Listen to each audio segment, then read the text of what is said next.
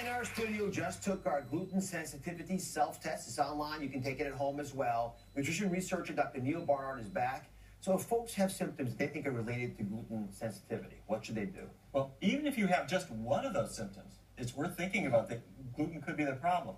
So do go see your doctor, but what the doctor is probably going to ask you to do is to test it out with a gluten-free diet to see if the symptoms then resolve.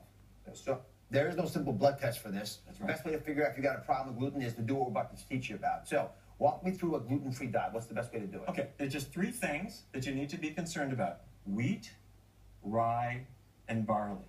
Now, those are the foods that contain the gluten. The problem is that traces of them can be in a lot of other foods. You go online and you see the 1,000 things you have to avoid. You can go crazy. So let me make it easy on you. Please do.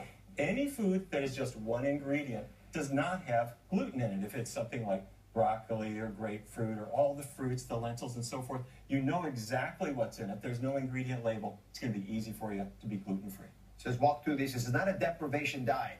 I can tell you, you'll lose weight on a gluten-free diet if you do it the right way.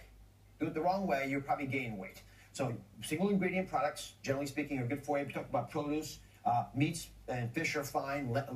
Dairy is reasonable as well. Lentils, nuts, rice, corn, and of course, you get to have chocolate. Is that good news?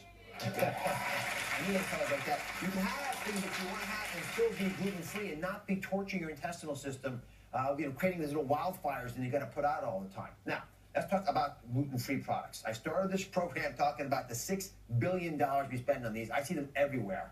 I have major concerns about these, but you're the world expert in this area, so teach us. It's a huge market out there, and marketing is unfortunately a big part of it. Now, they are convenient, but many of them have more sugar added. They got more calories than you need. Some have had the fiber removed. You don't necessarily need to go that route. Can I speak clearly on this theme, from my personal opinion? Getting G-free, gluten-free foods is a bad idea if you have a gluten-friendly gut, because you don't need to go there. You don't need to pay a price, and that's often what you're doing to get that trade-off. It's a mediocre idea, I think, actually, oftentimes, if you're gluten sensitive, because there are better ways of getting those dietary needs that you have into your daily regimen. So if